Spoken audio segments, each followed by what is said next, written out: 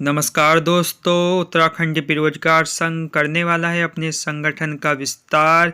वहीं संगठन के विस्तार से पहले बॉबी पवार जी की एक पोस्ट ने तहलका मचाया हुआ है। इस पोस्ट के कई तरह के मायने निकाले जा रहे हैं। आइए देखते हैं इस पोस्ट को। यदि शासन और प्रशासन इस गलतफहमी में है कि बिना जांच मनमानी करके जो परीक्षाएं आयोजित की जा रही हैं इससे वो बच निकलेंगे, तो गलतफहमी दूर कर लो, क्योंकि इसका जवाब मिलना तय है। तो बहुत से सवाल हैं, आखिरकार यहाँ किस जवाब की बात हो रही है। बहुत सारी बातें जो भविष्य में छिपी हुई हैं इस पोस्ट को देखकर ऐसा लगता है, क्योंकि बहुत ही गोल मटोल सी ये पोस्ट है जिसके कई तरह के मायने निकाले जा रहे हैं। वहीं सीबीआई जांच की मांग निरंतर जारी है उत्तराखंड बेरोजगार संघ के द्वारा। वहीं आज पुष्कर सिंह धामी जी ने कहा कि सीबीआई जरूर आएगी, लेकिन जब यूकेपीएससी और यूके ट्रिपल एससी के भर्ती कैलेंडर पूरे हो जाएंगे, सारी भर्तियां अच्छे से पूरी हो जाएंगी, उसके बाद हम सीबीआई के बारे में सोचेंगे। आइए देखते हैं बॉबी पवार जी का क्या कहना है संगठन विस्तार के संबंध में, क्योंकि बहुत जल्द होने वाला है उत्तराखंड बेरोजगार संघ का संगठन विस्तार। नए लोग देखने को मिलेंगे इस संगठन में।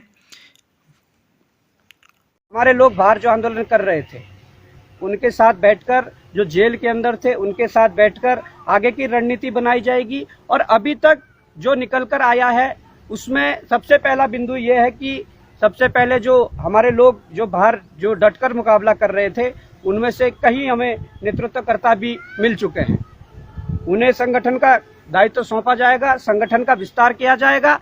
और हमारे तमाम जो पिथौरागढ़ से लेकर उत्तरकाशी और जौनसार तक जिन लोगों ने भी इस आंदोलन को एक नया रूप दिया, गांव में रहकर या पहाड़ों के छोटे शहरों में रहकर या कहीं से भी जो आंदोलन को समर्थन दिया या आंदोलन का समर्थन जिन्होंने किया, उन सबसे बातचीत जारी है। उन सबको एक मंच पर लाकर ये आगे की रणनीति तय की जा रही है। और जल्दी ही आज शाम तक या कल इन लोगों से भी बात की जाएगी जिन लोगों ने हमारे जेल जाने के बाद बाहर नेतृत्व किया।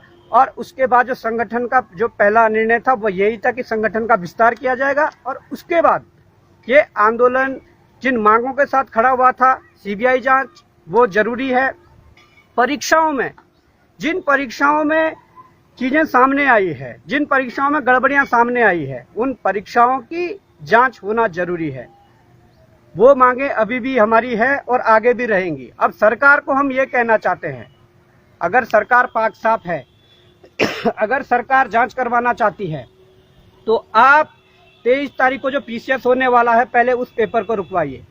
क्योंकि उस पेपर की अगर जांच नहीं हुई तो मुझे लगता है कि भविष्य में अगर कभी उसकी जांच हो गई, भविष्य में कभी ऐसा मौका मिल गया, तो वहां से बहुत कुछ निकल कर आने वाला है। उस पेपर की सबसे पहले जो शुरुआत होती है प्री से, तो उसमें सील नहीं थी उस पेपर में। उसके बाद जब प्री हो जाता है और मामला कोर्ट में लंबित होता है, और उसके बाद आपने उसकी अभी महिला आरक्षण का जो मुद्दा है वो शायद अभी तक स्पष्ट नहीं हो पाया है। ये तमाम जो चीजें हैं, इसलिए हम कह रहे हैं कि पहले जांच हो फिर परीक्षा हो।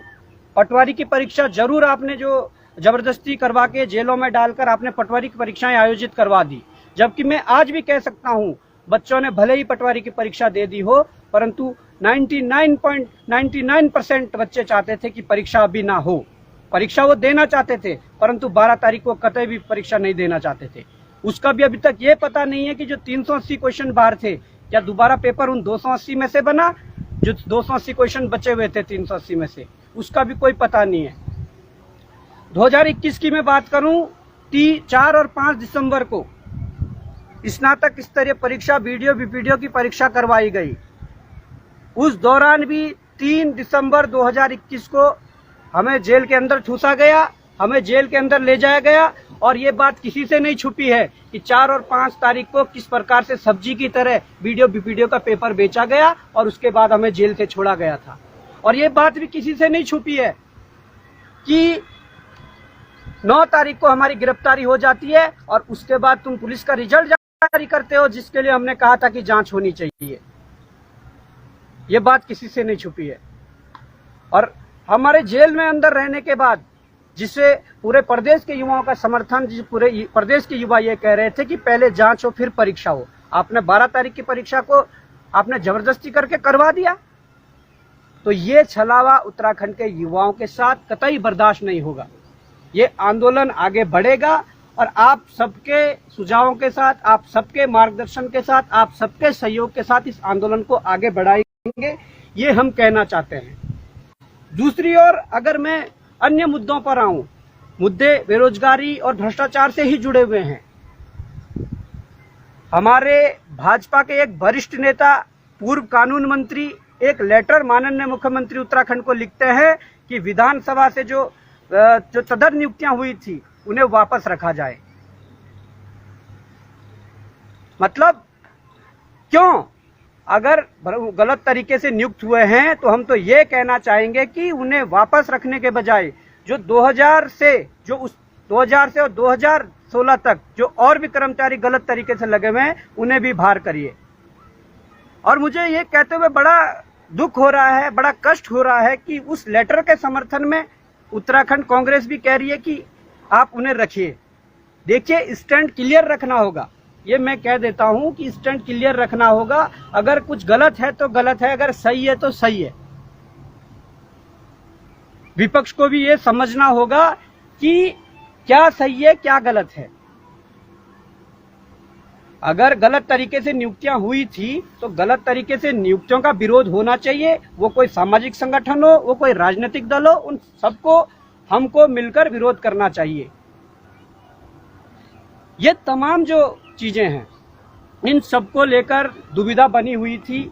इसलिए मैं आप सबके सामने इस लाइव के माध्यम से ये बता रहा हूं और ये मैं आपको अवगत करवा देना चाहता हूं कि आज शाम या कल दिन तक इन लोगों के साथ भी बैठक हो जाएगी, जिन लोगों ने हमारे जेल जाने के बाद जिन्होंने बाहर नेतृत्व किया था, और उसके बाद आप सबके सामने आंदोलन की क्या रूपरेखा है वो बता दी जाएगी और फिर से ये आंदोलन खड़ा होगा। और कहीं ना कहीं जो हमारी मांगे हैं उसको आंदोलन के तरीके से भी और लीगल पॉइंट ऑफ व्यू से भी और जिस प्रकार से भी हमें जो कदम उठाने पड़े हम उठाएंगे और इस आंदोलन को, इस लड़ाई को अंजाम तक पहुंचाने के लिए हम बिल्कुल तत्पर है। जय हिंद, जय भारत, जय उत्तराखंड।